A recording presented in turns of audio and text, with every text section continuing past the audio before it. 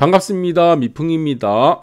아파트 리모델링이 희망 고문인 이유에 대해서 여러분들한테 정답지를 알려드리겠습니다. 구독과 좋아요 부탁드리도록 하겠습니다. 많은 아파트 단지들이 지금 여러 가지 규제가 많죠. 그러다 보니까 리모델링에 힘을 쏟고 있습니다. 이것이 결국에 전부 다 희망 고문이 됩니다. 여러분들 리모델링을 정확하게 알고 계셔야 됩니다. 리모델링이 가능한 아파트가 있습니다. 그런 아파트들이 주로 어떤 아파트들입니까? 네, 소형 평수 위주의 소단지 아파트들이 소단지 이 두 개가 짬뽕이 돼야 된다. 그래서 소형 평수 플러스 소단지 아파트들이 리모델링이 가능하겠죠. 그리고 지하 주차장이 연결된 기둥식 아파트. 그래서 지금 보시면은 대부분의 아파트들은 2세대 아파트들, 1세대 아파트들 보시면은 기둥식으로 짓지 않고 벽식으로 지어졌습니다. 그래서 벽이 건물의 하중을 받는 내력벽이라고 합니다. 그러다 보니까 내력벽을 철거를 할 수 없다는 문제입니다. 하중을 받으니까. 그런데 지금의 주상복합 아파트는 대부분 기둥식이죠. 사실은 지하 주차장과 기둥식 아파트 여기서 원래는 리모델링 하는 것이 가장 효율적입니다. 구조를 바꾸기 쉽죠. 기둥만 빼고 다 철거를 하면 되니까. 어차피 지하 주차장과 연결되어 있으니까 비용이 적게 든다는 것이죠. 그래서 지금 소형 평수 위주의 소단지도 굉장히 중요합니다. 이것도 왜 그렇습니까? 네, 당연한 겁니다. 대형 평수가 있는데 거기서 리모델링을 할 이유가 없다는 겁니다. 동의를 안 나와요. 동의율이. 대부분 보시면 소형 평수 위주 소단지 아파트 같은 경우는 리모델링을 통해서 평수를 늘릴 수가 있습니다. 그런데 대형 평수가 있는 아파트들은 몇 평 더 늘어난다고 그걸 메리트를 느끼지 못합니다. 그래서 이거는 효율성의 문제죠. 그래서 들어가는 돈에 비해서 인풋에 비해서 아웃풋이 크게 나와야 되는 단지들이 리모델링이 소형 평수의 소단지 아파트들은 인풋에 비해서 아웃풋, 그러니까 여기서 지금 리모델링을 통한 효율성이 높아지기 때문에 추구할 수 있다. 네, 소수의 아파트 단지들이 그렇게 보시면 되고, 리모델링이 불가능한 아파트가 있습니다. 이 대형 평수가 있는 아파트들은 리모델링이 불가능합니다. 거의. 이거는 해봐야 돈만 다 날립니다. 중간에. 결국에는 조합 설립되고 나중에 지금 시공사 선정되고 그 사이에 분담금 나오게 되면 다 포기하게 되어 있습니다. 그래서 대형 평수가 있는 아파트 단지들은 대형 평수가 굳이 지금도 넓은데 그거 몇 평 더 늘어난다고 분담금 몇 억을 더 주면서 리모델링을 할 이유가 없다는 겁니다. 그리고 대단지 아파트. 정말 힘들어요. 대단지 아파트. 대단지 아파트들은 보면 평형이 굉장히 다양합니다.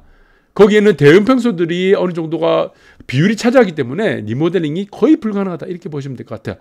그래서 리모델링이 가능한 최적화된 아파트는 사실 층고 높이가 높은 기둥식, 지금의 거의 주상복합 아파트가 추후에 리모델링을 할 때 가장 수혜를 받을 가능성이 크다. 이렇게 보시면 될 것 같아요.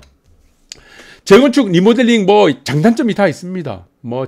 재건축은 굉장히 까다롭죠. 안전진단부터. 그리고 나중에 분양을 하려고 해도 분양가 상한제, 초과이익 환수가 다 걸리고, 그런데 리모델링은 장점도 있습니다. 그래서 대부분 보시면은 리모델링이 중단에 다 포기하는데 초과이익 환수가 적용이 되지 않는다. 이 부분이 다르다는 겁니다. 그러면 리모델링을 하겠다는 아파트들이 많이 나타날 때가 있습니다. 항상 보시면은 이 국면입니다. 자, 어느 정도 고점에 이르게 됐을 때 시세가 상당 부분 시세 70에서 80% 8분 응성을 우리가 시세에서 도달하게 되면은 리모델링 바람이 여기서 붑니다. 왜 리모델링 바람이 불까요? 이유는 있죠. 무엇입니까? 규제 때문이죠. 규제. 네, 재건축에 대한 규제를 하다 보니까 이 규제를 피하기 위해서 강남도 이전에도 마찬가지입니다. 네, 리모델링으로 선회를 하는 경우가 많았습니다. 근데 이 판단을 잘못한 거다. 판단을 미스하는 거죠. 규제는 언제든지 바뀌고 강화됐다가 풀어졌다 반복을 하는 겁니다. 지금의 규제를 두고 리모델링을 선택했다가 결국에는 어마어마한 후회를 한다. 그래서 이 부분은 대부분이 보시면은 강남권을 위주로 할 수밖에 없는 겁니다. 리모델링이. 네, 규제에 솔직히 가장 민감한 단지들이 강남이죠. 여기는 분양가 상한제도 뿐만 아니고 제초한이라는 여기 제초한 있죠. 세금. 거기 따라서 여기서는 마찬가지로 분상제가 들어가고 제초안이 들어가고, 그리고 또 하나 무엇입니까? 여기서는 또 마찬가지로 안전진단이라는 문제들이 있기 때문에 규제를 피하기 위해서 항상 시세가 8분 응성을 도달할 때쯤 되면요, 이때부터 규제가 굉장히 강화됩니다. 부동산 찾기 위해서. 그래서 여기서부터 리모델링 단지들이 서로 하겠다고 날린 거예요. 유행을 쫓아서. 나중에 다 후회하게 되는 겁니다. 네, 그래서 지금 보시면은 리모델링을 성공한 단지들 거의 몇 개 없습니다. 거의 없죠. 이들 단지들의 대부분을 보시면 규제를 피해서 급하게 급조를 했다. 그렇게 보시면 됩니다. 리모델링 단지도 보면은 모양이 뚱뚱해요. 굉장히 보기 싫습니다. 왜? 우리가 대부분의 아파트들 신형, 요즘에는 이제 공법을 적용하는 아파트들에 비해서 지금 리모델링 아파트들은 앞뒤 좌우, 앞뒤로 늘리게 되죠. 여기는 복도식 아파트들이 많거든요, 예전에. 그래서 규제를 뭐 여러 가지 무슨 뭐 제초안이라든가 이런 규제를 피하려고 빨리 뭔가를 추진하기 위해서 잘못된 선택을 한 경우가 많기 때문에 주로 강남권의 단지들이 이 방식을 많이 했습니다. 그런데 이 리모델링 단지가 지방에는 사실상 불가능합니다. 네. 제초안에 대한 세금 피하기 위해서 리모델링 한다. 그런데 지방은 제초안이 들어갑니까? 물론 들어가겠죠. 금액이 강남권처럼 그렇게 크지가 않다는 겁니다. 우리가 세금이라는 문제를 결정할 수 있는 범위가 있습니다. 그 범위를 초과하는 곳이 강남이죠. 그렇기 때문에 한때 강남에서도 이런 재건축을 피해서 리모델링을 추진했었던 거고, 지방 같은 경우는 리모델링이 사실상 아웃풋이 거의 안 나옵니다. 결과물이 거의 안 나와요. 자, 복도식 아파트 같은 경우는 리모델링을 선택해서 앞뒤 좌우를 늘리고, 그리고 옆으로는 늘릴 수가 없는 거죠. 우리가 지금 최근에 지어진 아파트들 보시면은 슬림합니다. 앞뒤 간격이 슬림해요, 슬림. 대신에 어떻게 하죠?